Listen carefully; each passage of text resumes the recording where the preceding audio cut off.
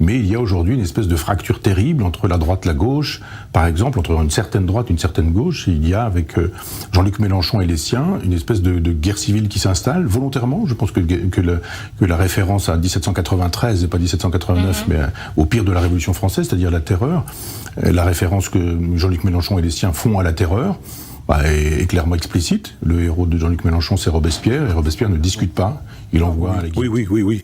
Oui, parce que voilà des gens qui se détestent, tous, copieusement. Vraiment copieusement. Je rappelle que Raphaël Glucksmann, juif, s'est fait cracher dessus par des antisémites. On a dit à l'époque de la France Insoumise a dit non, c'était des communistes, enfin du moins c'était cette partie-là de la gauche. Et donc il n'y a pas de problème de ce côté-là. On a affaire, je crois que vous avez oublié le nouveau parti anticapitaliste. Et de fait, ce qu'on propose là avec ce fameux nouveau Front populaire, c'est la France de l'anti-France. Ces gens qui nous disent la police tue. Non, la police se fait tuer, ne tue pas. Ce sont des gens qui disent, mais quand c'est interdit, c'est quand même autorisé. Quand il y a une manifestation interdite contre les bassines ou les extensions ou les constructions d'autoroutes et que la préfecture dit c'est interdit, ils y vont. Normalement, les pères n'existent plus. Un père peut être une mère peut être un père. On nous fait savoir qu'une grand-mère peut être un père si elle le veut. Enfin, c'est le discours dominant. C'est dans l'idéologie dominante, c'est ça? Oui, absolument. Il y a la théorie du genre, etc. Donc, le génocide, c'est la volonté de détruire intégralement un peuple. C'est leur ami Robespierre qui avait fait ça pour les Vendéens, en disant pas un Vendéen ne doit échapper au couteau.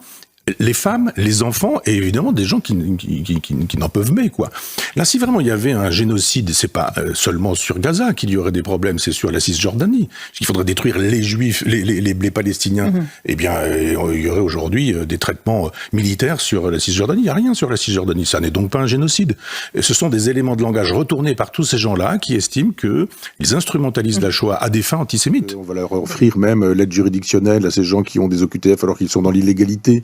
Ils sont dans l'illégalité, on leur propose, alors que le Français moyen qui, lui, travaille, il n'a pas le droit à l'aide juridictionnelle, pas plus qu'il a le droit, par exemple, à une santé totalement gratuite, ou etc. Donc on voit bien que l'Europe, elle a un projet politique, elle a même un projet civilisationnel. Elle veut produire l'homme déconstruit de Madame Sandrine Rousseau.